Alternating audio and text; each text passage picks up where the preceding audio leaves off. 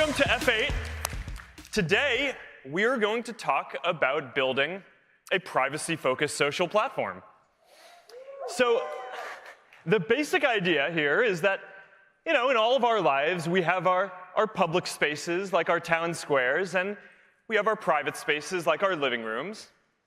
And in our digital lives, we also need both public and private spaces. And for the last 15 years or so, we've focused on building Facebook and Instagram into the digital equivalents of the town square, where you can do almost anything that you'd want with a lot of people at once. Or you can stay in touch with all your friends, meet new people who share your interests, start businesses, organize fundraisers for causes that you care about. For a lot of us, the first superpower that the internet gave us was the ability to connect with the whole world at once. Right? It enabled us to cross geographic boundaries, to form new kinds of communities that couldn't even exist before. It allowed emerging creators and entrepreneurs to find global audiences, and it allowed new ideas and movements to spread faster than before. But as our world has expanded, we face a new challenge. We all need to find our place in this much bigger world, and it can be hard to find and feel like you have a unique sense of purpose when you're connected to billions of people at the same time. Privacy gives us the freedom to be ourselves. It's easier to feel like you belong when you're part of smaller communities and amongst your closest friends. So it's no surprise that the fastest ways that we're all communicating online are private messaging, in small groups, and in stories. As the world gets bigger and more connected, we need that sense of intimacy more than ever. So that's why I believe that the future is private. This is the next chapter for our services. In addition to the digital town square, we also need a digital equivalent of the living room that is just as built out as a platform with all of the different ways that we want to interact privately, with messaging and small groups and sharing where the content doesn't stick around forever, simple and secure payments, private ways to share your location, and over time, lots of more different ways to interact privately. This needs to exist. And over time, I believe that a private social platform will be even more important in our lives than our digital town squares. So today, we're going to start talking about what this could look like as a product. What it means to have the center of your social experience be more intimate, what kinds of new experiences that can start to unlock, and importantly, how we need to change the way that we run this company in order to build this. Now look, I get that a lot of people aren't sure that we're serious about this. I know that we don't exactly have the strongest reputation on privacy right now, to put it lightly. But I'm committed to doing this well and to starting a new chapter for our products. And it's going to take time. I'm sure we're going to keep on unearthing old issues for a while, so it may feel like we're not making progress at first. But I think that we've shown time and again as a company that we can do what it takes to evolve and build the products that people want, including recently with stories and private messaging. So I'm confident that we can do this. And we plan to do this in the way that we've developed WhatsApp. Right? Start with the most important and private use case, messaging, make it as secure as possible with end-to-end encryption, and then build more ways for all of us to interact privately on top of that. And this vision is based on 6 principles. Private interactions. You should have simple, intimate spaces where you have complete confidence that what you say and do is private and clear control over who you're communicating with. Encryption. Your private communications should be secure. And end-to-end encryption prevents anyone, including even us, from being able to see what you share on our services unless someone in the conversation chooses to share it. Reducing permanence. You shouldn't have to worry that what you say or share is going to come back to hurt you later. So we're not going to keep around your messages or stories for longer than is necessary to deliver these services or longer than you'd want. Safety. You should expect that we're going to do everything that we can to keep you safe within our services, within the bounds of what an encrypted service is. So we're going to take the time to get this right and build safety in up front before we ship this platform. Interoperability. You should be able to use any of our apps to reach your friends. And you should be able to communicate easily and securely across these different networks and platforms. And finally, secure data storage. Because you should expect that we're not going to store sensitive data in countries where it may be improperly accessed, either because there's weak rule of law or because a government might try to forcibly get access to your data. So over the next few years, we're going to build more of our services around these ideas. And this is just a massive undertaking, right? So to do this, this isn't just about building features. We need to change a lot of the different ways that we run this company today. And we're doing this in a few ways already. First, we're committed to working openly, right? As we navigate these important trade-offs between these decisions and these important social issues. When I decided that we were going to move our private communication services to be end-to-end encrypted, I also decided at the same time that we were going to take at least a year to consult with experts and law enforcement and governments around the world about how to build the right safety systems in an encrypted environment, because there are new systems that we need to build. And there are real trade-offs between making your messages and private communications as secure as possible, on the one hand, and our ability to prevent people from doing some bad things on the other hand. So I really care about getting this trade-off right. And this is a good example of how, a few years ago, we probably would have just rolled this out and then tried to adjust and address issues as they came up. But now we're going out and consulting with experts and trying to make sure that we get this balance right and building safety in up front. Now, second, we're taking a more proactive role in making sure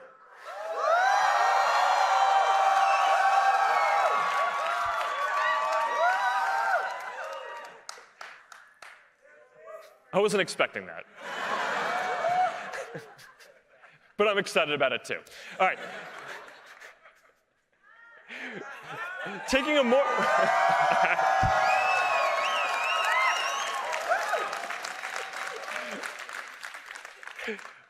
All right, the text does not match the enthusiasm of what I'm about to say, but we're taking a more proactive role in making sure that all of our partners and developers use our services for good. So, last week we rolled out some changes to our developer program to further limit the ways that developers can access data. And I recognize that this makes developing for our platform harder. It adds a lot of friction to the process. But I believe that over time, this is going to help build a more trustworthy platform is going to be better for everyone. All right, third, we're also building out a lot of deep technical infrastructure and replumbing the whole infrastructure that we build for this company to support this privacy vision.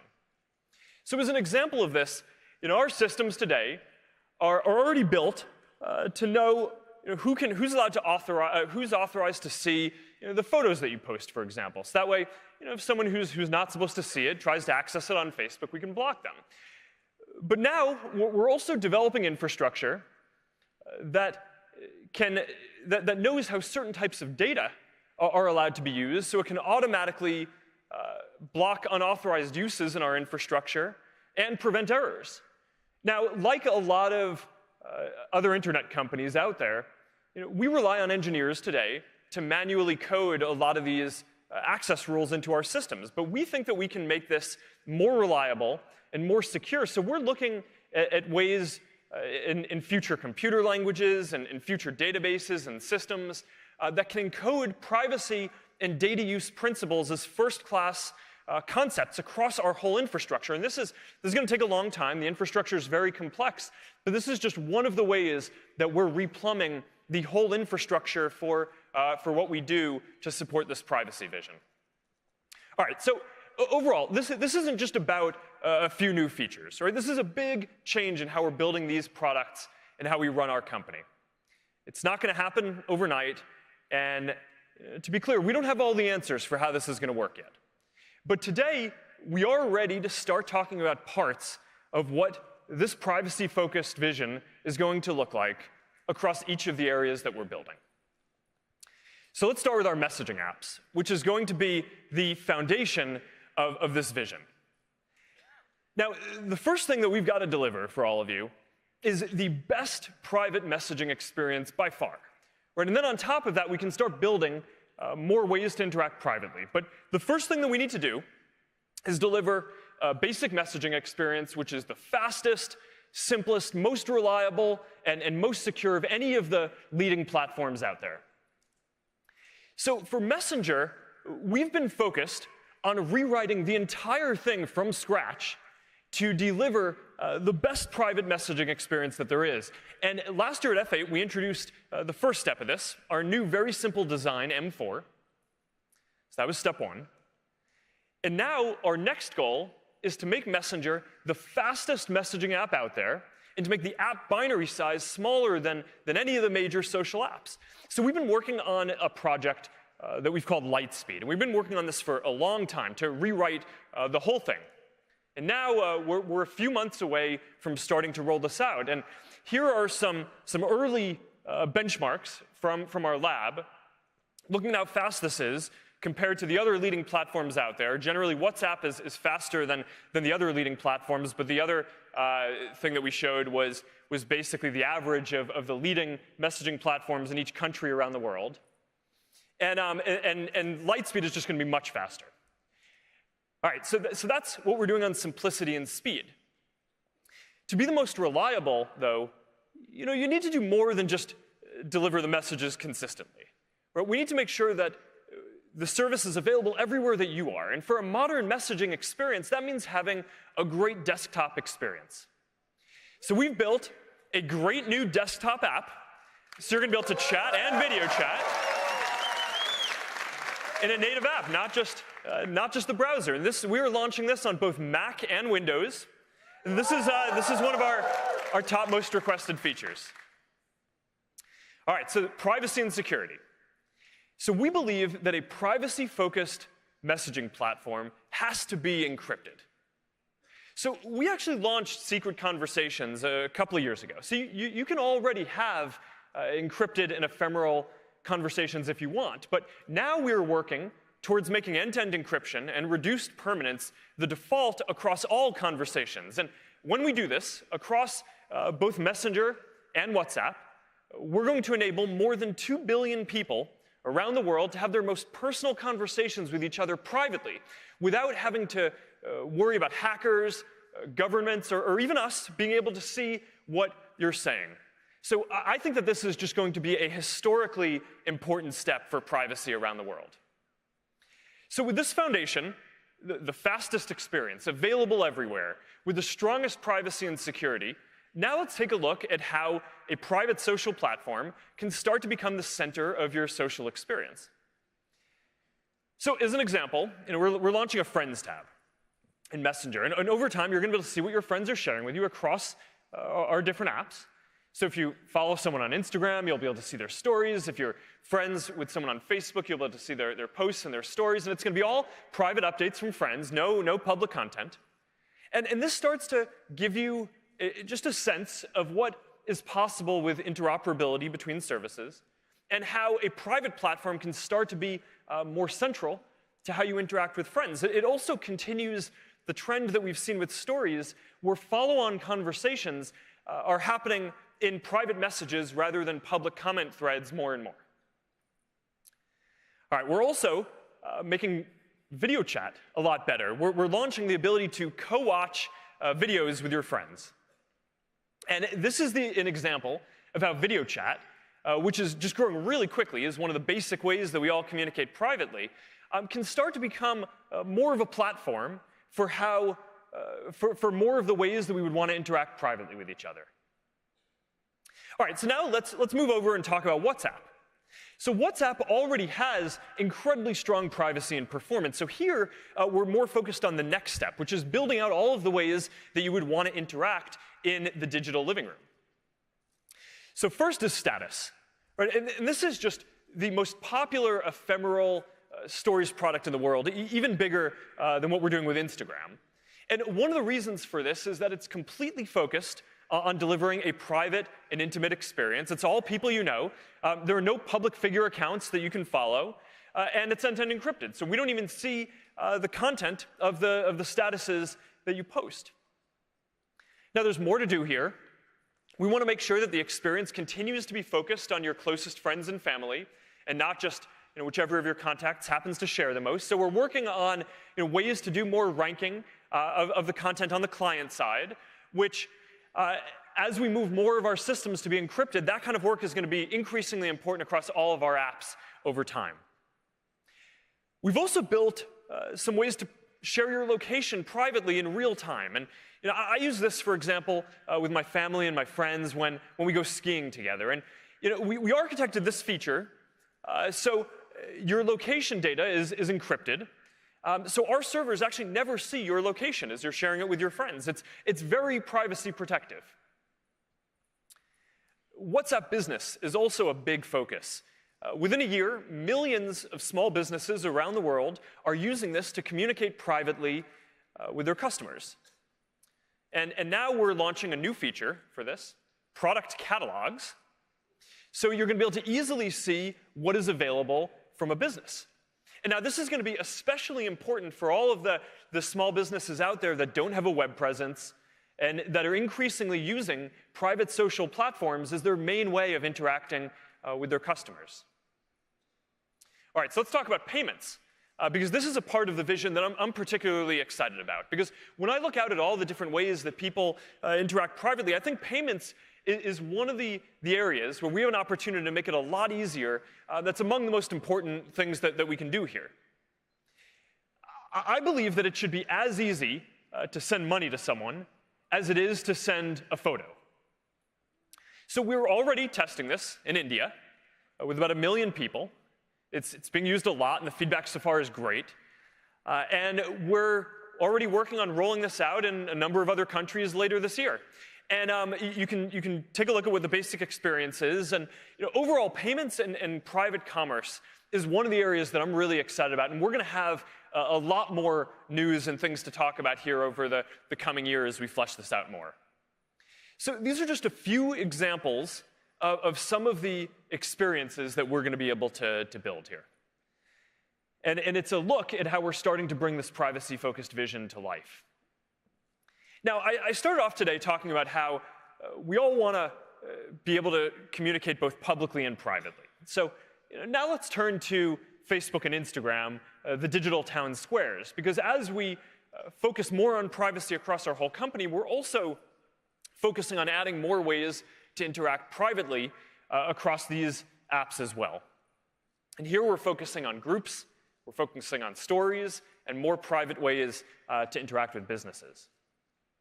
Now, a couple of years ago, we changed our whole mission as a company to focus on helping you build community. Right? And the idea here is that our friends and family are always going to be the core of our social lives. But we all also need to belong to communities that share our values and interests, that support us, that help us, give us that sense of purpose, and that help us grow in the ways that we want. And I think that this matters even more today than before.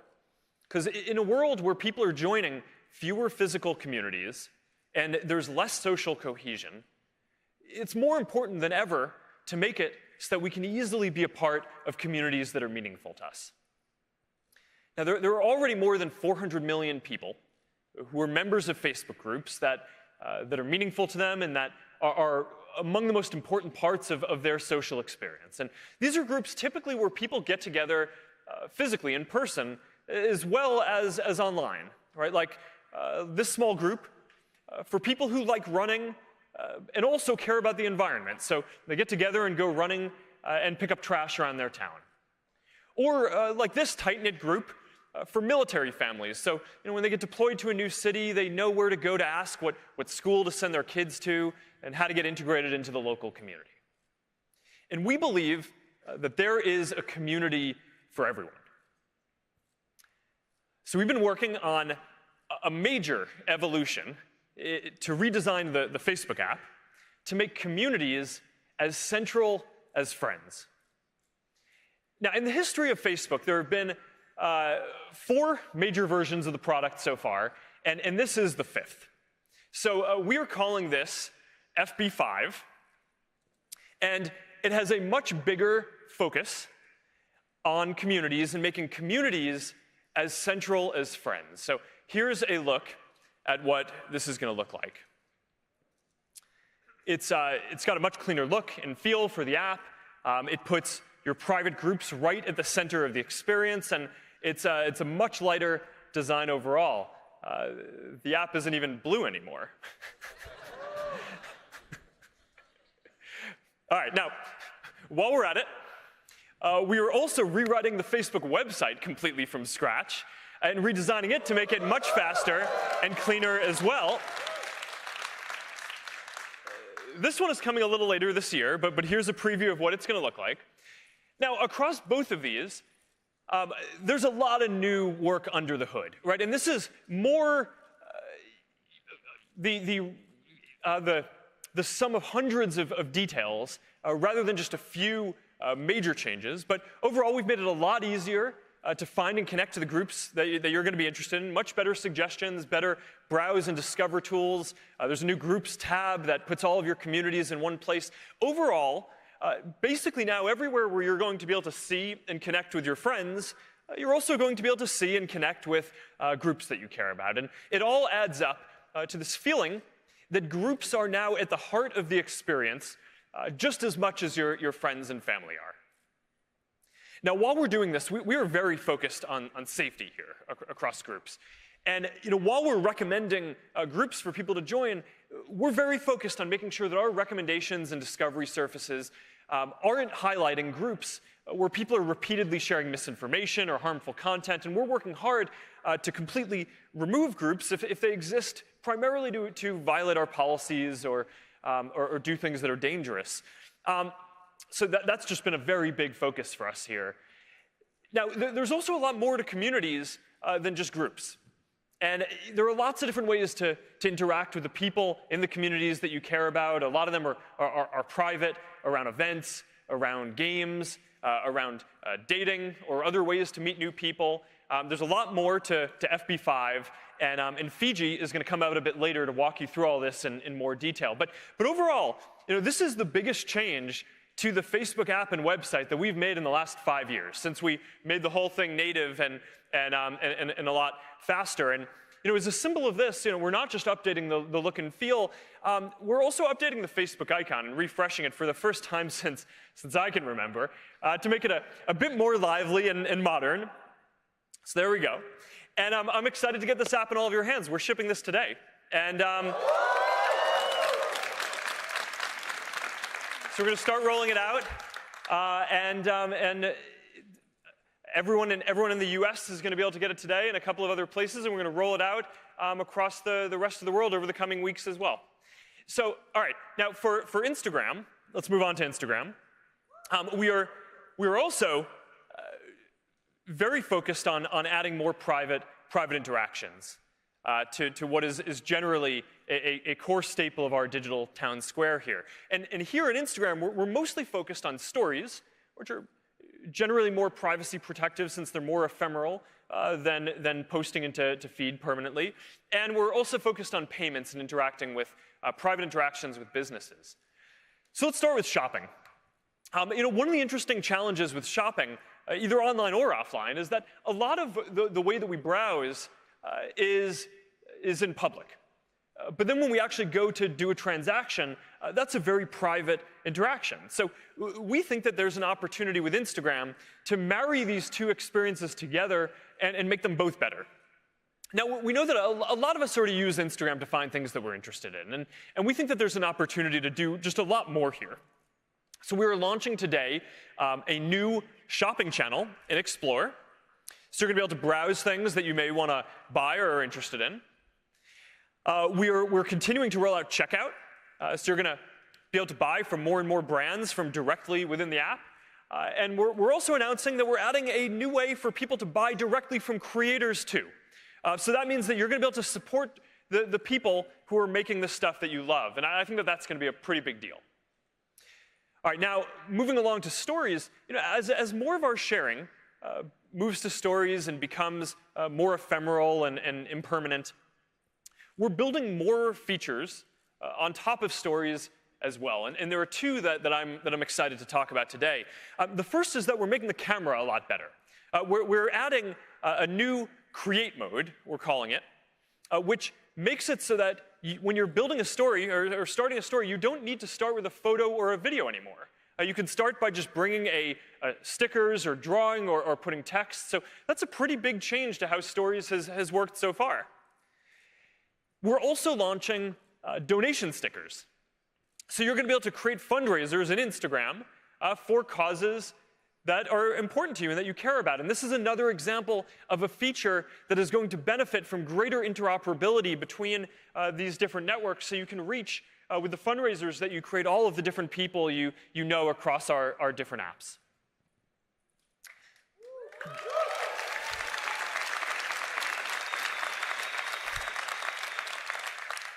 All right, now,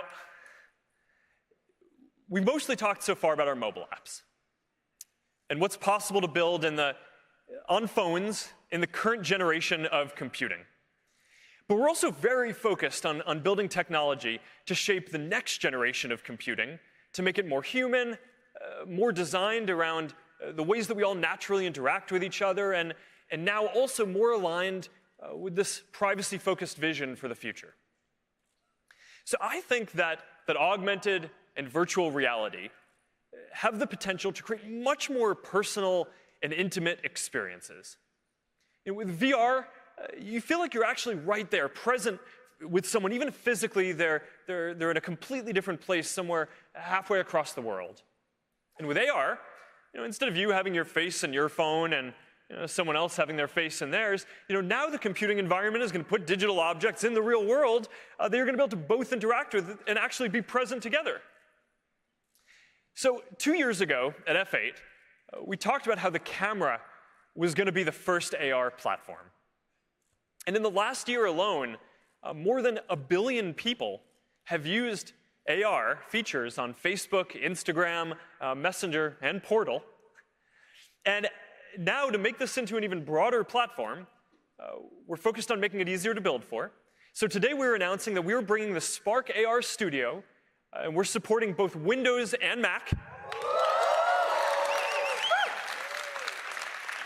And we are also going to open our AR beta for Instagram, so everyone is going to be able to build for it.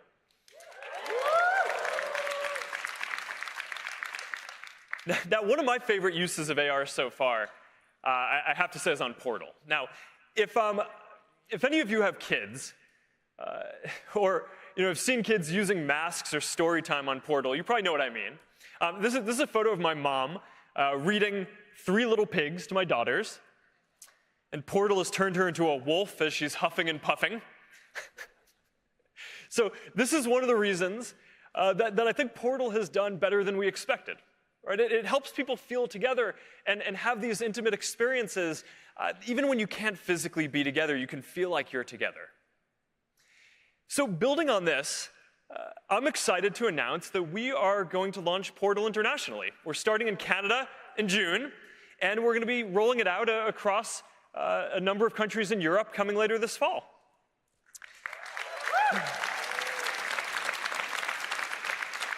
And as part of this, of course, it's really important that we bring WhatsApp to Portal. So we're doing that. So now you're going to be able to make video calls on both WhatsApp and Messenger on Portal. And you know what that means? That means that we are bringing end-to-end encryption to all video calls on Portal. So now you can be sure that when you're having conversations with your friends and family, everything stays between you.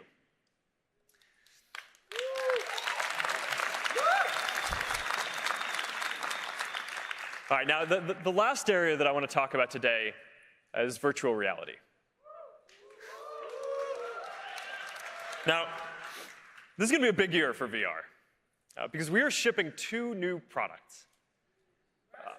Oculus Rift S, which improves on the original Rift, a higher resolution display, better optics, inside-out tracking. And of course, we're launching Oculus Quest, the all-in-one headset that we have all been waiting for with no cables and full freedom of movement. So, these are a real step forward. Rift S is the most powerful VR headset that you can buy. And Quest just blows people away because it's the first time that you can just walk around a VR space and fully interact with the people in it. So I'm excited to announce that we are opening pre-orders for both of them today. They're each going to be $399. They're going to start shipping within a month on May 21st.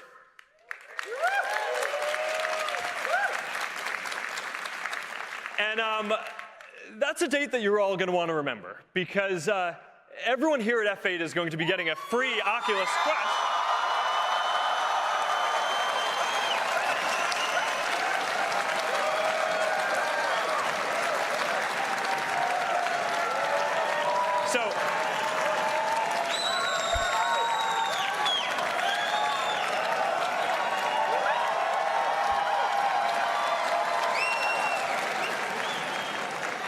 So I'm really excited to get this into your hands. I can't wait to hear what you all think of this. I'm